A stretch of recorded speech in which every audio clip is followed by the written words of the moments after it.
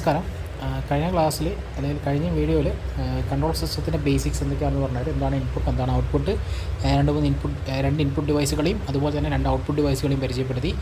Back bone ആണ്, അതൊക്കെ നമ്മൾ പറഞ്ഞായിരുന്നു. ഓക്കെ, അതിൻ്റെ ഒരു ബേസിക്സ് മാത്രമേ നമ്മൾ കവർ ചെയ്യുള്ളൂ. ഇനി നമ്മൾ കുറച്ചും കൂടി ഒരു കോൺസെപ്റ്റ് 12 ബേസ് അല്ലെങ്കിൽ കുറച്ചുകൂടി കൂടുതൽ കാര്യങ്ങൾ ഇന്നത്തെ വീഡിയോയിലൂടെ നമ്മൾ സംസാരിക്കുകയാണ്, അല്ലെങ്കിൽ നമ്മൾ ചർച്ച ചെയ്യണം. ഓക്കെ, പറയാൻ പോകുന്നത് live zero and dead zero conception instrumentation. Okay, live zero is nothing but refers to an analog signal scale using a non-zero quantity to represent 0% of the real world measurement.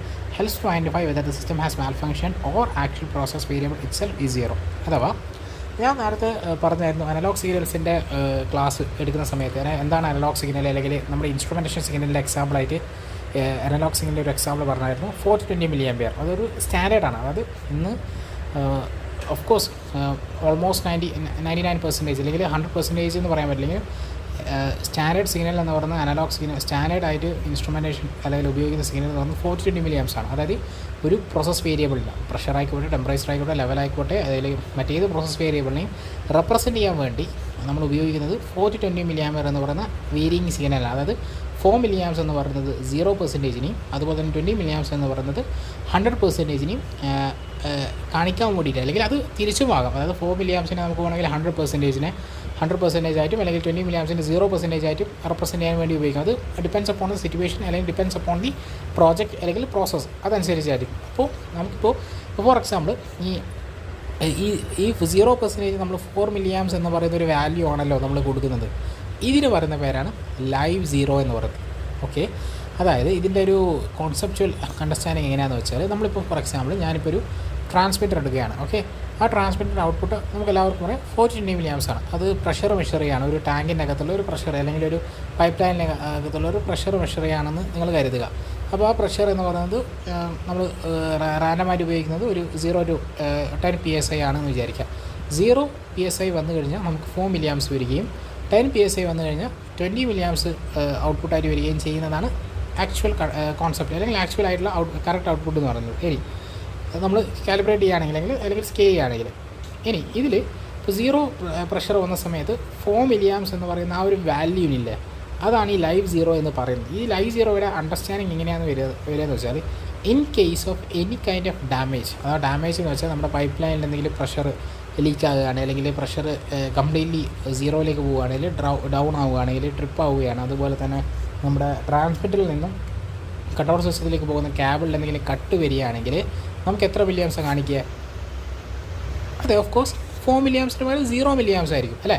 കാരണം pressure 0 ആണെങ്കിൽ മാത്രമേ നമുക്ക് എന്ത് ചെയ്യാൻ പാടുള്ളൂ, 4 mA കാണിക്കാൻ പാടുള്ളൂ. അതുപോലെ തന്നെ നമ്മുടെ കാബിളിങ് എന്ന് പറയുന്നത് പ്രോപ്പറായിട്ട് കാബിൾ ചെയ്താൽ മാത്രമേ നമുക്ക് അവിടെ എന്ത് കിട്ടാൻ പാടുള്ളൂ, 4 mA കിട്ടാൻ പാടുള്ളൂ. അതിന് പകരം നമുക്ക് എന്തെങ്കിലും ഇപ്പോൾ അതിന് ബദലായിട്ടൊരു 0 mA എന്ന് പറയുന്ന വാല്യൂ ആണ് നമുക്ക് കിട്ടുന്നതെങ്കിൽ അതിൻ്റെ അർത്ഥം എന്താ കാണിക്കുന്നത്, അവിടെ എന്തോ ഒരു കേബിൾ കട്ടോ അല്ലെങ്കിൽ അവിടെ എന്തോ ഒരു പ്രോസസ്സിൽ എന്തോ ഒരു ഡാമേജ് വന്നിട്ടുണ്ട് എന്നുള്ള ഐഡൻറ്റിഫിക്കേഷന് വേണ്ടിയിട്ടാണ് നമ്മൾ എന്ത് ചെയ്യുന്നത്, 4 mA ഒരു സ്റ്റാൻഡേർഡ് വാല്യൂ ആയിട്ട് എടുക്കുന്നതിൻ്റെ ഒരു കാരണം എന്ന് പറയുന്നത്. ഓക്കെ, ഈ എന്തുകൊണ്ട് 4 mA എടുത്തു അല്ലെങ്കിൽ 20 mA എടുത്തതിന് ഒരുപാട് റീസൺസ് ഉണ്ട്, lot of electronics behind it. എന്നിരുന്നാലും കൂടി നമ്മളൊരു ലേമാൻ അണ്ടർസ്റ്റാൻഡിങ്ങിൽ പറയുകയാണെങ്കിൽ എന്തുകൊണ്ടാണ് 4 mA ലൈവ് സീറോ ആയിട്ട് എടുത്തതിൻ്റെ പ്രധാനപ്പെട്ട ഒരു ഉദ്ദേശം എന്ന് പറയുന്നത് ഇതാണ്. അതായത് നമുക്ക് എന്തെങ്കിലും രീതിയിൽ കേബിൾ കട്ടോ അല്ലെങ്കിൽ പ്രോസസ്സിൽ വളരെ ഗ്രാജുവലായിട്ടുള്ള അല്ലെങ്കിൽ ഡ്രാസ്റ്റിക്കായിട്ട് ഡ്രോപ്പ് വരികയോ അല്ലെങ്കിൽ എന്തോ സംഭവിക്കുകയോ ചെയ്യുന്ന സമയത്ത് കൺട്രോൾ സിസ്റ്റത്തിന് മനസ്സിലാക്കാൻ പറ്റണം. അതുകൊണ്ടാണ് ഈ 4 mA എന്ന് പറയുന്ന വാല്യൂ, ഇതിനെയാണ് ലൈവ് സീറോ എന്ന് പറയുന്നത്. ഓക്കെ,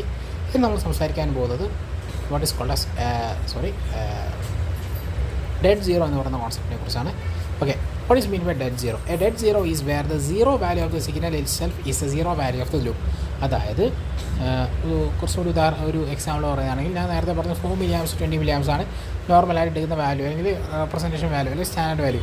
അതിന് പകരം ഞാൻ 0 to 20 mA എന്ന് പറയുന്നൊരു സിഗ്നൽ എടുക്കുകയാണ്, ഒരു സ്റ്റാൻഡേർഡ് വാല്യൂ എടുക്കുകയാണ്. ഇവിടെ ഒരു പ്രശ്നമുണ്ട്. അതായത് നേരത്തെ പ്രഷർ ഡ്രോപ്പ് ആയാലാണ് 0 mA കാണിക്കുക. ഇവിടെ പ്രഷർ ഡ്രോപ്പ് ആയാലും ഇല്ലെങ്കിലും 0 mA കാണിക്കുന്നത്. അഥവാ കൺട്രോൾ സിസ്റ്റത്തിന് ഇൻപുട്ടായിട്ട് കിട്ടുന്നത് 0 mA ആണ്. അത് പക്ഷേ കൺട്രോൾ സിസ്റ്റത്തിന് എന്ത് ചെയ്യാൻ പറ്റില്ല, ഡിസ്റ്റിങ്വിഷ് ചെയ്യാൻ പറ്റില്ല. അതായത് ഇപ്പോൾ ഇത് കേബിൾ കട്ടാണോ അല്ലെങ്കിൽ ഇത് ആക്ച്വൽ വാല്യൂ ആണോ എന്നുള്ളത് ഡിസ്റ്റിങ്വിഷ് ചെയ്യാൻ പറ്റില്ല. അതായത് ഇപ്പോൾ ഒരു ഓപ്പറേറ്റർക്ക് നമുക്ക് എന്ത് ചെയ്യേണ്ടി വരും, എന്താ സംഭവിച്ചതെന്ന് നമുക്ക് അറിയേണ്ടി വരും അവിടെ ഫീൽഡിൽ ഇറങ്ങിയിട്ട് തന്നെ. കൺട്രോൾ സിസ്റ്റത്തിന് മനസ്സിലാക്കാൻ പറ്റില്ല ഓട്ടോമാറ്റിക്കായിട്ട്.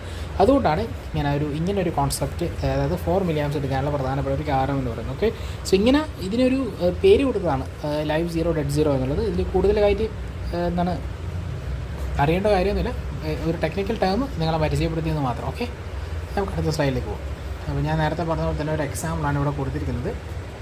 ടു ഡിസ്റ്റിങ്ക്വിഷ് ബിറ്റ്വീൻ, അതായത് 2 ട്രാൻസ്മിറ്റേഴ്സിൻ്റെ 2 എക്സാമ്പിൾ നേരത്തെ പറഞ്ഞ പോലെ തന്നെ. I have A transmitter which is reading 0 to 2 kg/cm² ആണ്. അതിൻ്റെ LRV ആൻഡ് URV എന്ന് പറയുന്നത്. LRV URV എന്ന് പറഞ്ഞാൽ ലോവർ റേഞ്ച് വാല്യൂ, URV എന്ന് പറഞ്ഞാൽ അപ്പർ റേഞ്ച് വാല്യൂ. ഓക്കെ, അപ്പോൾ 0 kg/cm² ആണ് നമ്മുടെ പ്രഷർ എങ്കിൽ നമുക്ക് എത്ര ഔട്ട്പുട്ട് ഉണ്ടായിരുന്നത് 4 milliamps. 200 ആണെങ്കിൽ 20 milliamps. ഇൻ കേസോ നമ്മുടെ സെൻസർ കേടാകാണ്, അല്ലെങ്കിൽ നമ്മുടെ പ്രോസസ്സിൽ എന്തെങ്കിലും മാൽഫങ്ഷൻ വരികയാണ്, അല്ലെങ്കിൽ നമ്മുടെ കേബിൾ വെച്ച് അറിയാലോ, അതായത് ട്രാൻസ്മിറ്ററിൽ നിന്ന് നമ്മൾ ജംഗ്ഷൻ ബോക്സിലേക്കൊക്കെ പോകുന്ന കേബിൾ നമ്മൾ നേരത്തെ പരിചയപ്പെടുത്തിയായിരുന്നു. ആ കേബിളിന് എന്തെങ്കിലും രീതിയിൽ പ്രശ്നം വരികയാണ്, അല്ലെങ്കിൽ ബ്രേക്കേജ് വരികയാണ്. ഓക്കെ, ആ സമയത്ത് ഒരു ഇൻ്റർഫറൻസ് വരികയാണെങ്കിൽ അപ്പോൾ കൺട്രോൾ സിസ്റ്റത്തിൽ റീഡ് ചെയ്യുന്ന വാല്യൂ എത്രയായിരിക്കും? 0 kg ആയാലും 200 kg ആയാലും 0 milliamps തന്നെ ആയിരിക്കും. അപ്പോൾ നമുക്ക് മനസ്സിലാക്കാൻ പറ്റും there is some wrong happen. Okay, ഇനി പക്ഷേ നമ്മളിപ്പോൾ ഡെഡ് സീറോ കോൺസെപ്റ്റാണ് നമ്മൾ ഉപയോഗിക്കുന്നതെങ്കിലോ, അതായത് സീറോയിനും മാക്സിമത്തിനും, അല്ലെങ്കിൽ LRVക്കും URVക്കും സെയിം വാല്യൂ, LRVക്കും 0 milliamps, അതായത് ലോ റേഞ്ച് വാല്യൂ ആയിട്ട് എടുക്കുന്ന വാല്യൂവിന് ഈക്വലൻ്റ് ആയിട്ട് 4 milliampsന് വരെ 0 milliamps ആണ് എടുക്കുന്നത്. അതായത് ഇൻ കേസ് ഓഫ് ഇനി കേബിൾ ഫോൾട്ട്, അല്ലെങ്കിൽ സെൻസർ ഫോൾട്ട്, അല്ലെങ്കിൽ പ്രോസസ് മാൽഫങ്ഷൻ എന്ത് സംഭവിച്ചു കഴിഞ്ഞാലും കൺട്രോൾ സിസ്റ്റത്തിന് മനസ്സിലാക്കാൻ പറ്റുന്ന എന്താ, അവിടെ എന്തോ ഒരു കുഴപ്പമുണ്ടെന്ന് നമുക്ക് കൺട്രോൾ സിസ്റ്റത്തിന് ഐഡൻറ്റിഫൈ ചെയ്യാൻ പറ്റില്ല. ഇത് whether it is actually showing the reading, actual reading ആണോ, അല്ലെങ്കിൽ എന്താണോ മാക്സിമം ആണോ, മിനിമം റീഡിംഗ് ആണോ, അല്ലെങ്കിൽ പ്രോബ്ലം ഉണ്ടോ എന്ന് കൺട്രോൾ സിസ്റ്റത്തിന് ഐഡൻറ്റിഫൈ ചെയ്യാൻ പറ്റില്ല. അതാണ് ഈ live zero and dead zero എന്ന് പറയുന്ന കോൺസെപ്റ്റിൻ്റെ ഒരു ആകത്തുക എന്ന് പറയുന്നത്. Okay, so I hope you understand what this means. ഇനി നമ്മൾ പരിചയപ്പെടാവുന്ന ഒരു ഡിവൈസിനെയാണ്, അതിൻ്റെ പേരാണ് കൺവേർട്ടേഴ്സ് എന്ന് പറയും. അതായത് 2 രീതിയിലെ കൺവേർട്ടേഴ്സ് നോർമലായിട്ട് നമ്മൾ ഉപയോഗിക്കുന്നുണ്ട്. അത് റെലവൻ്റ് ആയിട്ടാണ് ഞാൻ പറയുന്നത്, റെലവൻസ് നോക്കിയിട്ടാണ് പറയുന്നത്. ഒന്നാണ് I2P കൺവേർട്ടറും, അതുപോലെ തന്നെ ഇതിൻ്റെ ഓപ്പോസിറ്റ് P2I കൺവേർട്ടർ. അതായത് I2P എന്ന് പറയുന്നത് I/P, P2I എന്ന് പറയുന്നത് P/I കൺവേർട്ടർ. ഓക്കെ, ഈ 2 കൺവേർട്ടറും എന്തിനാണ് ഉപയോഗിക്കുന്നത് എന്ന് ഞാൻ പറഞ്ഞുതരാം. ഓക്കെ, നമുക്കെല്ലാവർക്കും പറയാം കൺട്രോൾ സിസ്റ്റം നമ്മൾ പഠിച്ചായിരുന്നല്ലോ, ബേസിക്സ് കൺട്രോൾ സിസ്റ്റം നമ്മൾ പഠിച്ചായിരുന്നല്ലോ. കൺട്രോൾ സിസ്റ്റം എന്ന് പറയുന്നത് എന്താണ്, ഒരു ഇലക്ട്രിക്കൽ കമ്പോണൻ്റ് ആണ്, അല്ലെങ്കിൽ ഒരു ഫോർ എക്സാമ്പിൾ PLC അല്ലെങ്കിൽ DCS. ഇതൊക്കെ എന്താണ്, ഒരു കമ്പ്യൂട്ടറിൻ്റെ പ്രൊസസ്സർ പോലെയാണ്. അപ്പോൾ കമ്പ്യൂട്ടർ പ്രൊസസ്സർ എന്താ ഔട്ട്പുട്ട് തരാം? It will be like analog input, analog output, അല്ലെങ്കിൽ ഡിജിറ്റൽ ഔട്ട്പുട്ടാണ്. ഓക്കെ, ഈ ഒരു ഡിജിറ്റൽ അനലോഗ് ഔട്ട്പുട്ട് എന്ന് പറയുന്നത് എന്താ ഔട്ട്പുട്ടാണ്? It is actually nothing but as current സിഗ്നലാണ്, അല്ലേ? ഈ കറണ്ട് നമുക്ക് എന്ത് ചെയ്യാൻ പറ്റില്ല, നേരിട്ട് ഒരു കൺട്രോൾ വാൽവിനോ അല്ലെങ്കിൽ ഒരു ഓൺ ഓഫ് വാൽവിനോ കൊടുത്തതിന് ശേഷം ആ കൺട്രോൾ വാൽവിനെയോ ഓൺ ഓഫ് വാൽവിനോ നമുക്ക് പ്രവർത്തിപ്പിക്കാൻ പറ്റില്ല, അറിയാലോ. പക്ഷെ അങ്ങനെ പ്രവർത്തിപ്പിക്കാൻ എന്ത് വേണം? കൺട്രോൾ വാൽവ് ഓപ്പറേറ്റ് ചെയ്യണം എന്ന് വേണമെങ്കിൽ അവിടെ കുറച്ച് പ്രഷർ ആവശ്യമാണ്. കാരണം എന്താ, കൺട്രോൾ വാൽവ് എന്ന് പറയുന്നത് വലിയൊരു ഡിവൈസാണ്, അല്ലേ, വലിയൊരു കമ്പോണൻ്റാണ്. അപ്പോൾ അതിൻ്റെ വാൽവിൻ്റെ ഫോർ എക്സാമ്പിൾ നമ്മൾ പറയുക പ്ലഗ് എന്നൊക്കെ പറയും, അല്ലേ? ഈ പ്ലഗിനെ മൂവ് ചെയ്യിക്കണമെങ്കിൽ, അല്ലെങ്കിൽ സ്റ്റെം എന്നൊക്കെ പറയും, ഈ സ്റ്റെമ്മിനെ മൂവ് ചെയ്യിക്കണമെന്നുണ്ടെങ്കിൽ എന്ത് വേണം?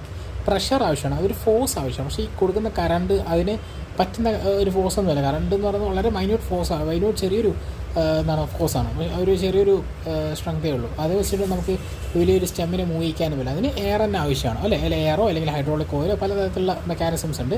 പക്ഷെ അങ്ങനെ ചെയ്യാൻ പറ്റില്ലല്ലോ. അപ്പോൾ അതിന് വേണ്ടിയിട്ട് അത്തരം കേസസ് വളരെ കൂടുതലാണ്. അത്തരം കേസസിൽ നമ്മൾ ഉപയോഗിക്കുന്ന ഒരു ഇൻസ്ട്രുമെൻ്റാണ് കറണ്ട് ടു പ്രഷർ കൺവേർട്ടേഴ്സ്, അല്ലെങ്കിൽ I2P കൺവേർട്ടേഴ്സ് പറയും. ഓക്കെ, അപ്പോൾ ആ I2P കൺവേർട്ടേഴ്സിൻ്റെ വർക്കിംഗ് ആണ് നമ്മൾ പറയുന്നത്. I2P കൺവേർട്ടേഴ്സ് എവിടെയാണ് നമുക്ക് കാണാൻ പറ്റുകയെന്ന് വെച്ചാൽ നമ്മൾ കൺട്രോൾ വാൽവുമായിട്ട് അഡ്ജസ്റ്റൻ്റ് ആയിട്ട്, അല്ലെങ്കിൽ അറ്റാച്ച് ചെയ്ത് അഡ്ഹറേജ് വെച്ചിട്ടുള്ളതായിരിക്കും. ഓക്കെ, അപ്പോൾ അത് മനസ്സിലായെന്ന് വിചാരിക്കുന്നു. അപ്പോൾ നിങ്ങൾ ഈ കാണുന്നത് I2P കൺവേർട്ടറിൻ്റെ വർക്കിംഗ് പ്രിൻസിപ്പിളാണ്. ഈ I2P കൺവേർട്ടർ എന്ന് പറയുന്നത് എന്താണ്, സിമ്പിളായ അണ്ടർസ്റ്റാൻഡിംഗ് ആണ്. സിമ്പിൾ അണ്ടർസ്റ്റാൻഡിംഗ് മതി. നമുക്കറിയാമായിരിക്കുമല്ലോ മറ്റേ ഈ ഒരു ലൈക്ക് ഫ്ലാപ്പർ നോസിൽ സിസ്റ്റം എന്നൊക്കെ ഇതിന് പറയും പേര്. ഓക്കെ, എന്നിരുന്നാലും കൂടി ഞാൻ നിങ്ങൾക്ക് അത് അണ്ടർസ്റ്റാൻഡിങ്ങിന് വേണ്ടിയിട്ട് പറഞ്ഞുതരാം. ഓക്കെ, റൈറ്റ് സൈഡിൽ കാണുന്നതാണ് യഥാർത്ഥ I2P കൺവേർട്ടേഴ്സ്. ഓക്കെ, അതിൽ അല്ലെങ്കിൽ I2P കറണ്ടിൻ്റെ ഇൻപുട്ട് കറണ്ട് 420 milliamps എന്ന് കാണിക്കും. അതിലേക്കായിരിക്കും സിഗ്നൽ എവിടെ നിന്ന് വരുന്നത്, കൺട്രോൾ സിസ്റ്റത്തിൽ നിന്ന് വരുന്നത്. ആ കൺട്രോൾ സിസ്റ്റത്തിന് വരുന്ന ആ കറണ്ടിനനുസരിച്ച് ഇതിലേക്ക് പോകുന്ന പ്രഷർ റെഗുലേറ്റ് ചെയ്ത് ഔട്ട്പുട്ടായി വന്ന് ആ ഔട്ട്പുട്ട് പ്രഷർ കൺട്രോൾ വാൽവിലേക്ക് പോകും. അതാണ് നോർമലായിട്ട് സംഭവിക്കുന്നത്. ഓക്കെ, ഇനി ലെഫ്റ്റ് സൈഡിൽ കാണുന്ന ഇമേജ്, അല്ലെങ്കിൽ ഈ ഒരു ചെറിയൊരു പിക്ചോറിയൽ റെപ്രസെൻറ്റേഷൻ അതെങ്ങനെയാണ് വർക്കിംഗ് അതെന്താണെന്ന് വെച്ചാൽ നമ്മളെന്ത് ചെയ്യും, നിങ്ങളിപ്പോൾ ഇവിടെ കണ്ടോ signal from the control room എന്ന് പറഞ്ഞാൽ 420 milliamps പറഞ്ഞ് കണ്ടോ, അതിലേക്ക് എന്ത് ചെയ്യും, കറണ്ട് സിഗ്നൽ വരും. ഓക്കെ, അങ്ങനെ കറണ്ട് സിഗ്നൽ വരുന്ന സമയത്ത് എന്ത് സംഭവിക്കും, ഈ ഒരു മാഗ്നറ്റിക് ഫീൽഡ് അല്ലെങ്കിൽ ഈ ഒരു കോയിലിന് ചുറ്റുമായിട്ട് ഒരു സോളിനോയിഡ് കോയിലിനകത്ത് കൂടെ കറണ്ട് പാസ് ചെയ്ത് അവിടെ നിന്ന് സംഭവിക്കും ഒരു മാഗ്നറ്റിക് ഫീൽഡ് ജനറേറ്റ് ചെയ്യും അല്ലേ. ഈ മാഗ്നറ്റിക് ഫീൽഡ് എന്ത് ചെയ്യും, തൊട്ടടുത്തുള്ള മെറ്റാലിക് എക്യുപ്മെൻസിനെ അല്ലെങ്കിൽ മെറ്റാലിക് എലമെൻസിനെ അട്രാക്ട് ചെയ്യും. നോർമൽ ഫിസിക്സ്, ചെറിയ ഫിസിക്സ് അല്ലേ, അറിയാലോ. അപ്പോൾ അങ്ങനെ അട്രാക്ട് ചെയ്യുന്ന സമയത്ത് എന്ത് സംഭവിക്കും, ഇവിടെ ഉള്ളത് മെറ്റൽ ഫീൽഡ്, മെറ്റൽ കമ്പോണൻ്റ് എന്ന് പറയുന്നത് ഈ ഫ്ലാപ്പറാണ്. ഈ ഫ്ലാപ്പറിന് അറ്റത്തുള്ളൊരു മെറ്റാലിക് ഒരു കോട്ടിംഗ് ഉണ്ടാവും, അല്ലെങ്കിൽ മെറ്റാലിക് ഒരു പീസ് ഓഫ് ഒരു മെറ്റാലിക് പീസ് ഉണ്ടാവും. ആ മെറ്റാലിക് പീസിനെ താഴോട്ടേക്ക് അട്രാക്ട് ചെയ്യും. അങ്ങനെ താഴോട്ടേക്ക് അട്രാക്ട് ചെയ്യുന്ന സമയത്ത് എന്താ സംഭവിക്കുന്നത് വെച്ചാൽ, ഈ സപ്ലൈ പ്രഷർ എന്ന് പറഞ്ഞ ഭാഗത്തൂടെ കടത്തിവിടുത്ത പ്രഷർ ഇങ്ങനെ കടന്നുപോയി ഈ നോസിലൂടെ കടന്നുപോയി ആ പ്രഷറിന് നേരത്തെ ഒരു ചെറിയൊരു ഗ്യാപ്പ് ഉണ്ടായിരുന്നു. ആ ഗ്യാപ്പിലൂടെ പുറത്ത് പോകുന്നതിൻ്റെ പകരം ഈ ഫ്ലാപ്പർ അവിടെ വെച്ചിട്ട് അങ്ങോട്ട് അതിനെ സ്റ്റോപ്പ് ചെയ്യും, ഒരു ബ്ലോക്ക് ക്രിയേറ്റ് ചെയ്യും. അങ്ങനെ ബ്ലോക്ക് ചെയ്യുന്ന സമയത്ത് എന്താ സംഭവിക്കുന്നത്, ഈ പ്രഷറിന് പുറത്തേക്ക് പോകാനുള്ള അവസരം ഉണ്ടാകാതിരിക്കും. അതൊരു ബാക്ക് പ്രഷറായി റിട്ടേൺ ആയിട്ട് പോവുകയും ആ റിട്ടേൺ പ്രഷർ നമ്മൾ താഴെയിലൂടെ ഔട്ട്പുട്ടിലൂടെ പുറത്തേക്ക് എടുക്കും. ഓക്കെ, ഇങ്ങനെ എടുക്കുന്ന ഔട്ട്പുട്ട് പ്രഷർ എന്ന് പറയുന്നത് is equivalent to the amount of current which is applied. അതായത് നമ്മളിപ്പോൾ 4 milliamps ആണ് നമ്മൾ കൊടുക്കുന്നതെങ്കിൽ അതിന് കണക്കായ ഒരു ബാക്ക് പ്രഷറാണ് നമുക്ക് ഇവിടെ കിട്ടുക. 20 milliamps ആണ് കൊടുക്കുന്നത്. കാരണം ഇവിടെ ഉണ്ടാകുന്ന മാഗ്നറ്റിക് സ്ട്രെങ്ത് അനുസരിച്ചും അത് കറണ്ട് കൂടുന്നതിനനുസരിച്ച് മാഗ്നറ്റിക് സ്ട്രെങ്ത് കൂടും.